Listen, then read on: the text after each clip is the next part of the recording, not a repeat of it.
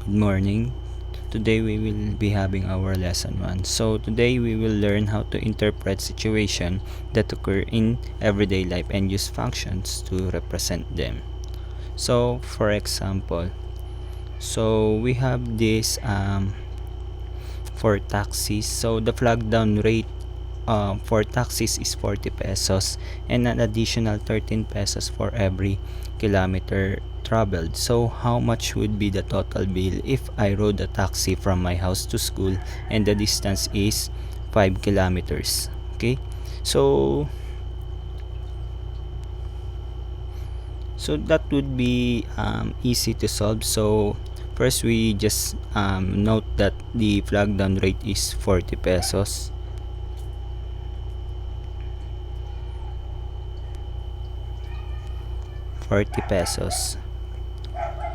And for every kilometer that I traveled, so there will be an additional 13 pesos. So for this case, we will be having 13 pesos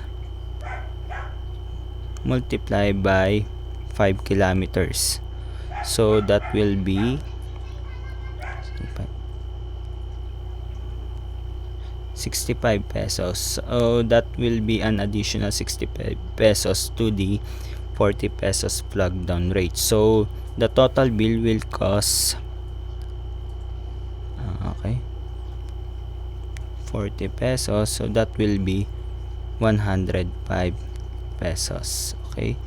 Although it would be easy to solve the total bill, it will be hassle for the taxi drivers to solve using calculator for the total bill of the customer.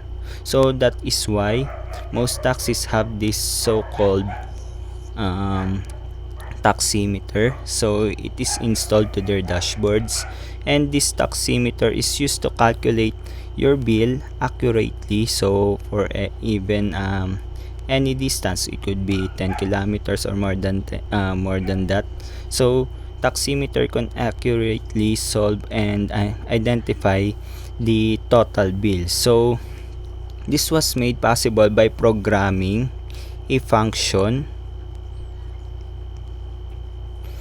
that is programmed to this taximeter that will be able to solve accurately the total bill. So this function will be represented by the representation of this values. So a flag down rate of 40 pesos. So once the taxi starts its engine, so it will have this 40 pesos flag down rate fixed.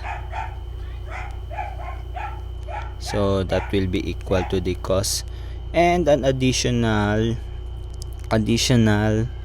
13 pesos that is multiplied by the distance traveled by the taxi. So this is how function works and how function is useful to everyday life. So another example, so we have this Moore's law.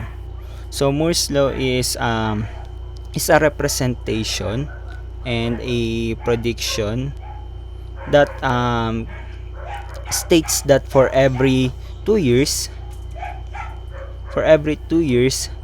the number of transistors doubles or increases in every integrated circuit, such as microchips. So it means every 2 years, as far as I know, the increase in number of transistors is dependent would be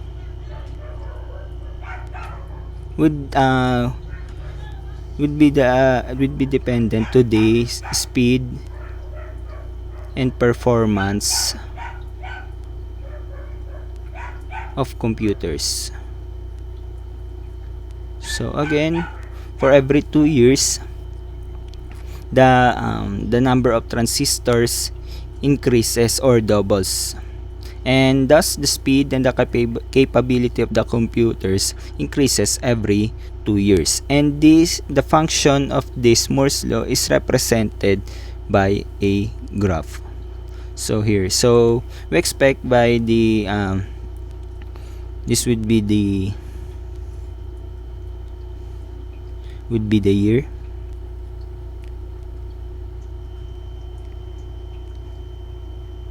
wherein the number of transistor from the early, I think that is 1975, 1971, okay. At 1971, the number of transistors in the microchips is only around 100,000. So as of now, it reaches a billion number of transistors. So I think this one is only 2008 forecast. Okay, so relations and functions. So relations is just a representation of the x and y. So any representation of this is a relation. So it could be for every one input that is equivalent to 1, the output would be equivalent to 2. It could be the input is equal to 2 and the output is still equal to 2, or it could be the input is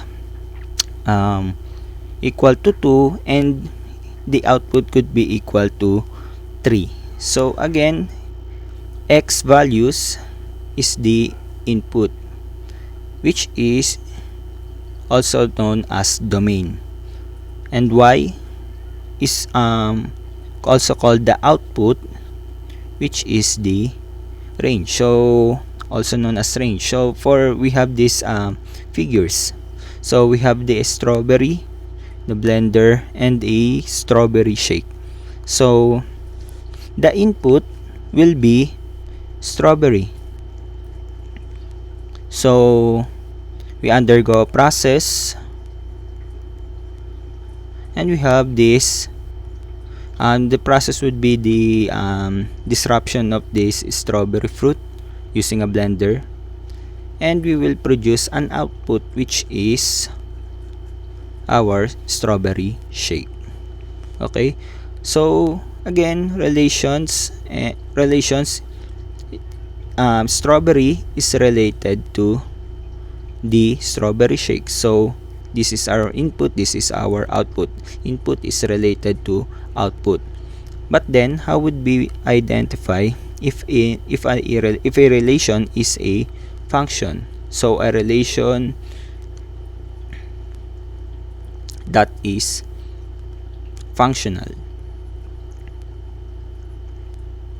Okay, so we have these parameters. So for every relation to be functional, there must be only one output for every input. Meaning to say, if we have value of 1 as an input, again, input is x. If we have value of 1, there should be only one output. So it could be -5. If the value of input or x is equal to 3, then there should only be one output. So it could be let's say -8. If the input value is -4, let's say, there should be only one corresponding value of the output. So let's say that is 7. Okay, so this relation is function, because again, there is only one output that corresponds for every input. So doesn't mean it means that even if you have input that is equivalent to, let's say, -5, and the output is 6, and the input is, let's say, negative 7, which is equal to 6. Still, we have, for every one input, we have still one corresponding output. So it doesn't require that there is one a fixed output for every input. Okay, so you can have the same value of output for a multiple number of input. Okay, so if x is equal to 7 and it is equivalent to outputs that is equal to 6 equal to 9, so this one is not functional, not a function. So this is not a function because in one input you have two values of output. So we can go back to this strawberry shake. So if you have strawberry as an input, you can only generate strawberry shake,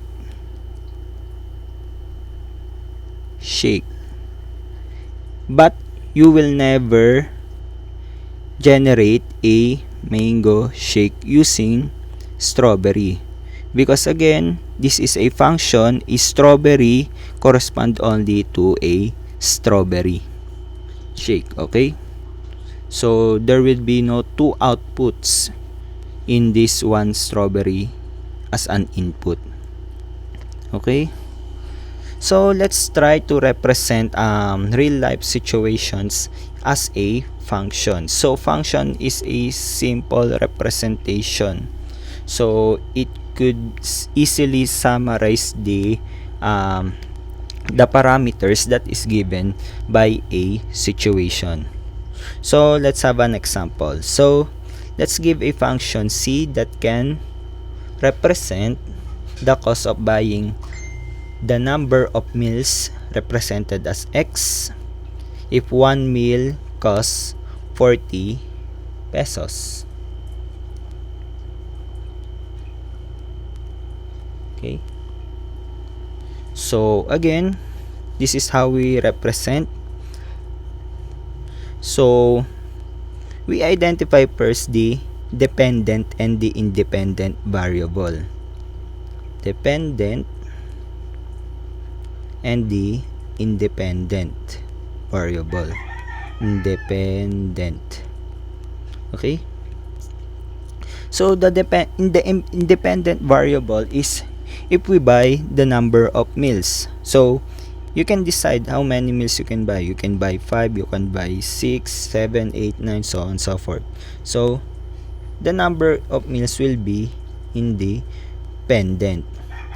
And based on this situation, who is dependent to the number of meals?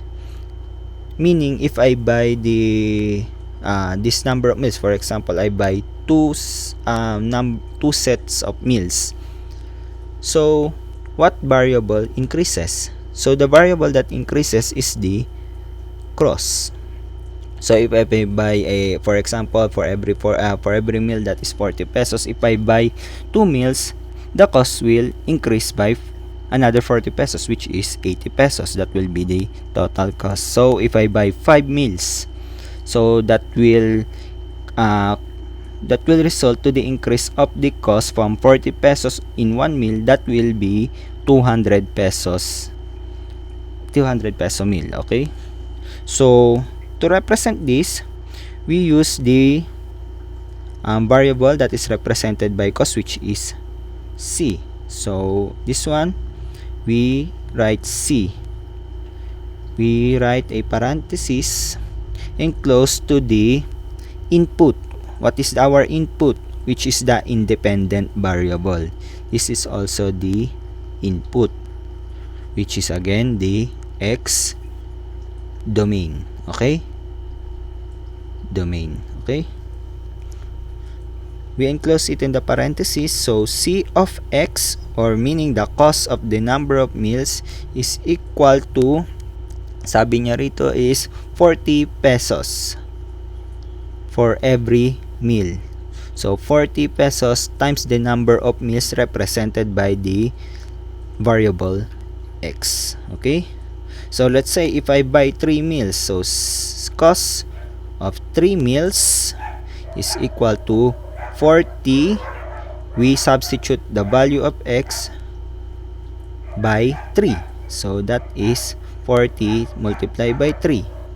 So the cost of 3 meals is 120 pesos. Okay? This is how we represent a function. Okay, let's go back. The flag down rate for the taxis is 40 pesos and an additional of 13 pesos for every kilometer traveled. So write a function representing the cost of the taxi rate, okay, represented by the variable of c in terms of the distance travel. So again, dependent and independent variable. So we all know the independent variable will be the distance travel. Independent. So it doesn't depend to the cost, to the amount of the bill. So the bill is on the total cost is the one that is dependent to the distance. Okay, this is our dependent. If we travel distance by 5 kilometers, the taxi rate will cost that correspond to the 5 kilometer value. Okay, so increasing the distance would cause the cost to increase. Okay, so how would we represent that? So again, we write the cost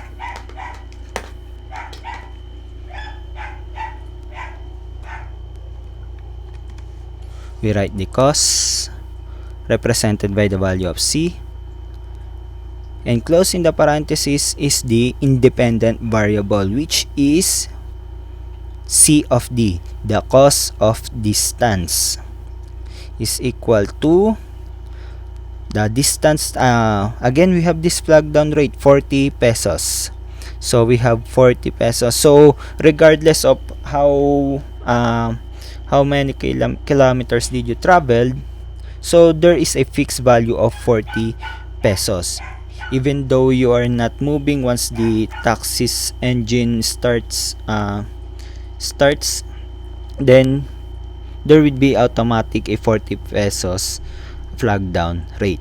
So of this 40 pesos plus the distance traveled, which is a multiple of 13 pesos, meaning for every distance traveled, the cost will increase by 13 pesos. Okay, we have plus 13 pesos for every distance, so that will be multiplied by distance. Okay, so this is our function, and it would be useful. So this is the one that is programmed in the taximeter.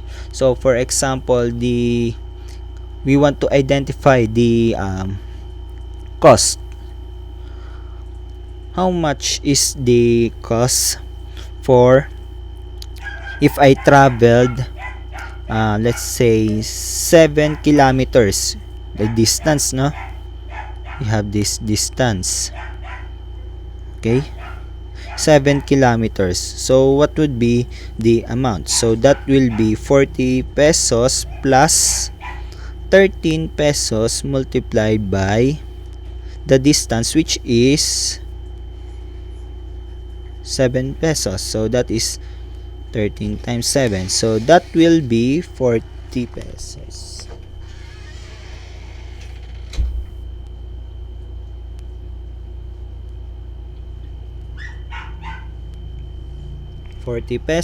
Okay. So 40 pesos plus 13 times 7. So 40, we write 40 here, plus 13 times 7. 13 times 7 is 91 pesos. So the total bill will be 131 pesos. Okay? Okay? Next.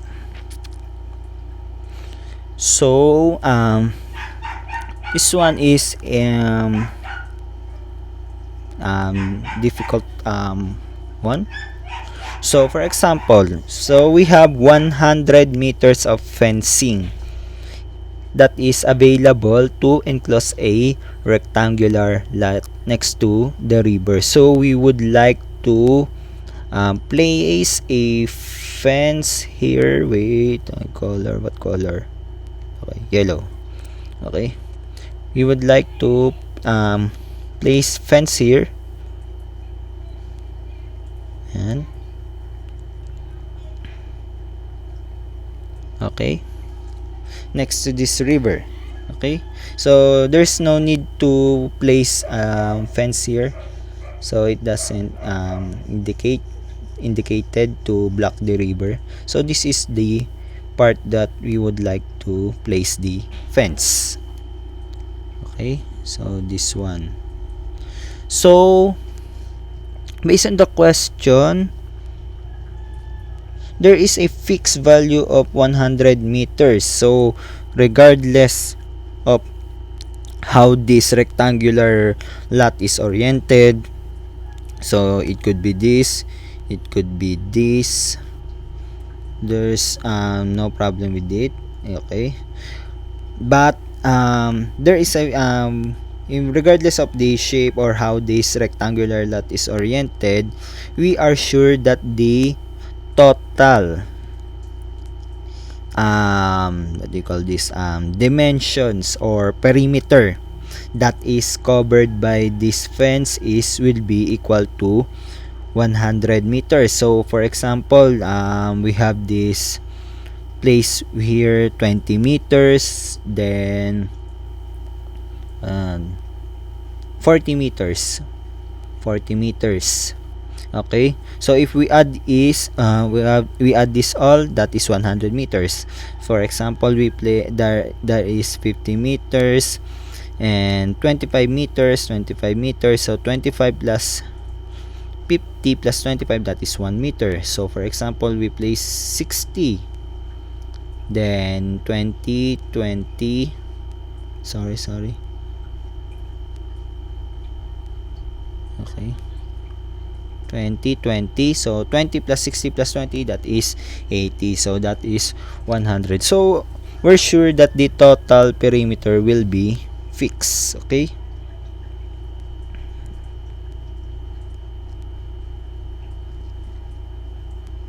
okay,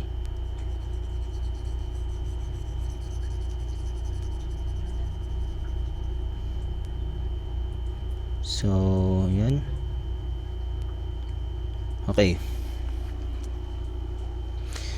so we would like to identify the function A, area of this rectangle.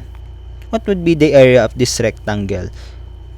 How large this, okay, how large this rectangle is, or rectangular lot this is. So let's give a function about it. Okay,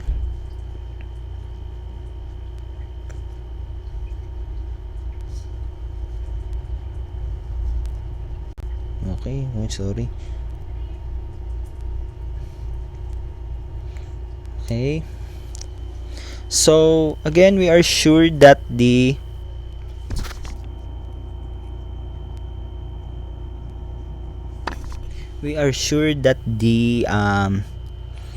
sum of x,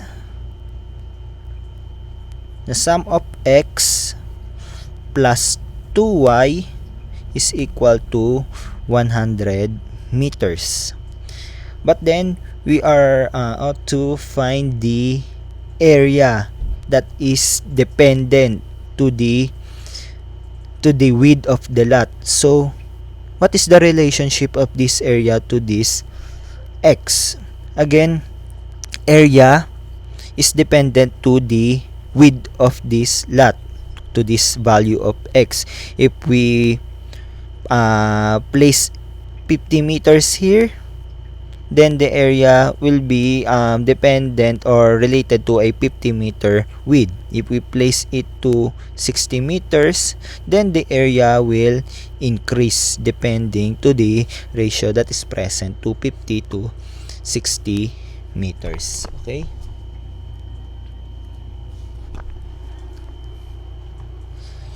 Okay. So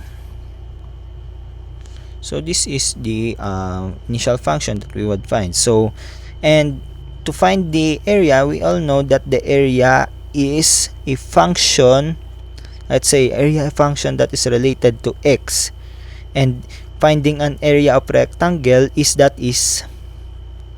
length times width, or x multiplied by y if we place L as x and double width as y. Okay, sorry, baliktad pala, width and length. Okay, x multiplied by y.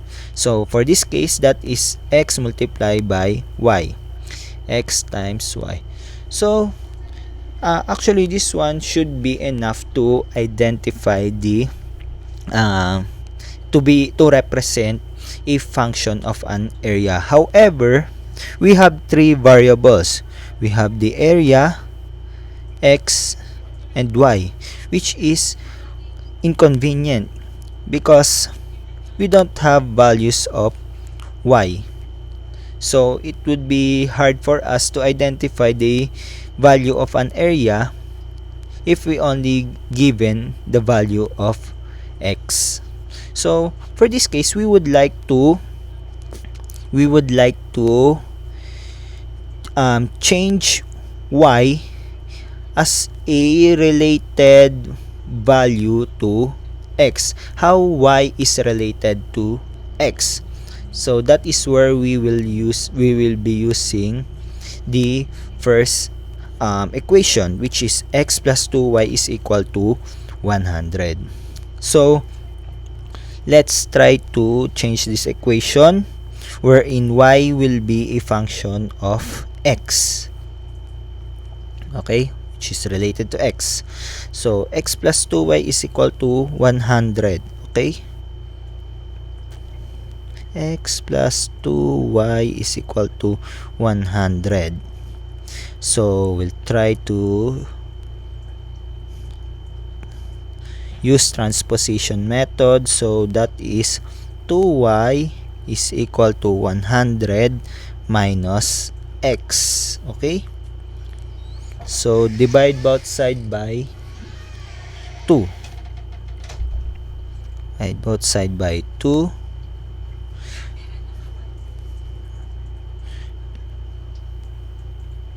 Y, so that is y is equal to 100 divided by 2, that is 50, minus 1 of 1x divided by 2, so that is 0.5x. Okay, so that is 0.5x. So that is the value of y. So we will try to place this value. We will try to replace the value of y here for us to have a single variable function. Okay, so let me clear this out. Clear all. Okay, so we have here again, I'll rewrite the equation written earlier. So we have area multiplied by is equal to area as a function of x is equal to x multiplied by y, and we already solved that y is equal to 50 minus 0.5x. So replace y